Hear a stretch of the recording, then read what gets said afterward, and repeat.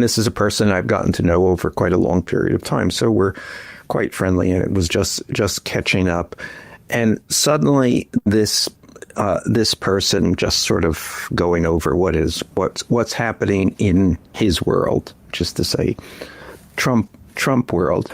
And he referred to something called the Epstein Ballroom. The Epstein... Without prompting from me. So I said, wait, the Epstein Ballroom? That's what you're calling it?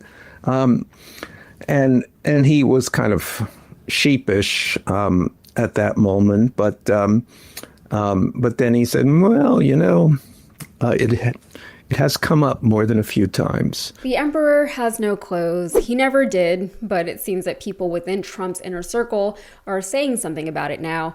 They're still not saying it to his face, though, so really, has anything actually changed? So Michael Wolff was on the Daily Beast podcast called Inside Trump's Head, where he and the host just discussed Trump and, what's in his head. I don't listen to the podcast, mainly because I just don't listen to many podcasts regularly, but this one feels a little bit indulgent to me. It's less about politics, so its content is arguably less relevant to everyday people and their lives, but it does scratch a very particular itch. I feel like we've all been collectively gaslit incessantly over the past few years, and we just want some kind of insight into what's actually going on inside that White House. Still, does people mocking Trump behind his back realistically move any needles as far as the demolition of our White House, or the devolution of our democracy, or the destitution of the American people? The American people feel powerless in the face of a president who continues to consolidate his power, violate our Constitution, and dismiss legal orders, not to mention the Congress and the Supreme Court that let him get away with all of it. So I guess it does feel good to hear that even on the inside, they think he's ridiculous. There are a lot of people around Trump who have a level of self-awareness, irony, that they are not Stephen Miller. They are not walking into this blind. Now, of course, they are not walking out of this, which is, I think, a key point. But nevertheless, they are there, and have found this across writing 4 books about Trump, that there is a kind of captive world around him that is kind of clear-eyed. It's not enough, though. It's not nearly enough. These people continue to work for and with him, and unless they're pulling any meaningful strings from the inside, they're either complicit with what he's doing, or they're at least supportive of it. And if they are pulling any kind of meaningful strings behind the scenes, where? Do more, because we the people aren't feeling it yet. But not all hope is lost. Trump has been losing his mind since election night. The Democrats had several big wins across the country in an election that was said to be a bellwether for the 2026 midterms. In the days since the election, he has renewed his efforts to consolidate his presidential power, and he somehow seems to be convinced that he is going to live forever and rule forever. He has forgotten that he is a very, very unhealthy man with diminishing mental faculties, pushing 80. And something that Republicans have been saying, including Trump, since the election, is that Republicans lost because Trump wasn't on the ballot, and without him on the ballot, Republicans don't win. And if you needed any more proof that the MAGA/Republican Party is a cult of personality, there you have it. Republicans have had to acknowledge that their policies are unpopular. It's only Trump who is popular, and a significant portion of the people who vote for him do so because they think that they're owning the libs, even though Trump's policies are bad for all of us, not just for Democrats. The thing is, though, Trump sort of was on the ballot. The MAGA candidates were there supporting his platform. The candidates that Trump endorsed lost all of their races, notably Andrew Cuomo. Trump endorsed Cuomo, who is still sort of like a Democrat, even though he ran as an independent.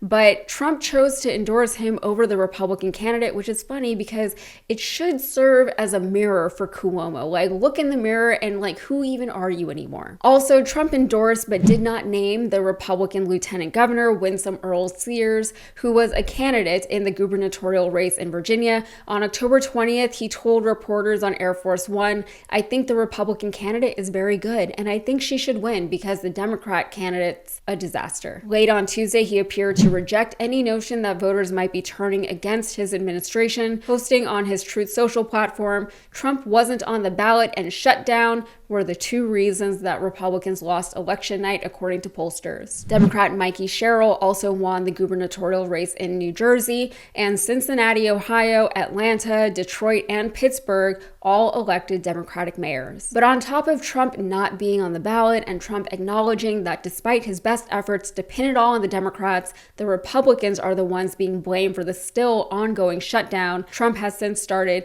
trying to rebrand the Republican Party as being big on affordability. He says that the Democrats won because they talk a lot about affordability and that the Republicans need to be better about talking about affordability, not necessarily doing anything about it, but talking about it. Just tell the people what they want to hear. Trump has no sense of obligation to actually deliver or even attempt to deliver on things like campaign promises. He also has no problem lying to people, and we know that. And he's made his efforts to convince people that prices are actually down despite what you yourself may be experiencing at the grocery store. And you know, grocery, that is a word that Trump seems like just strangely obsessed with. Groceries, I used it on the campaign.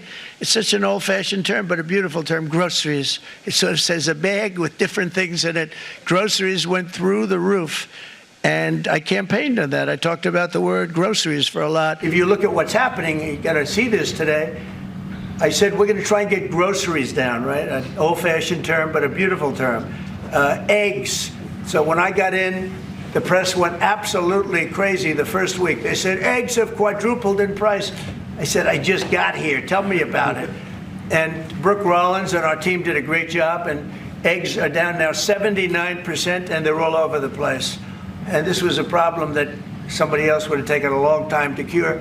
Costs are way down. Groceries, they have a term grocery. It's an old term, but it means basically what you're buying, food. It's a pretty accurate term, but it's an old-fashioned sound. But groceries are down, costs are down, eggs are down. They were, first week they were hitting me with eggs were up 200%, and now they're down to a number that is amazing. We're down 97, 98% from where they were.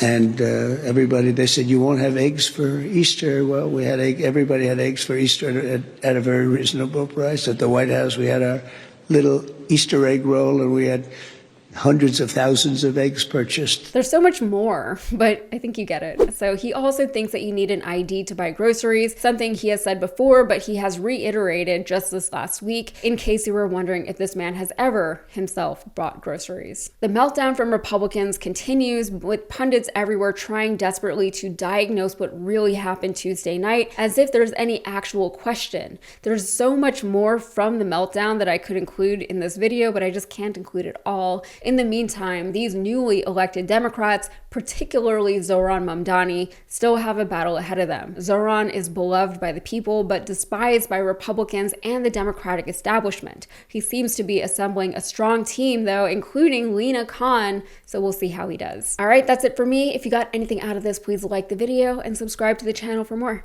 Thanks.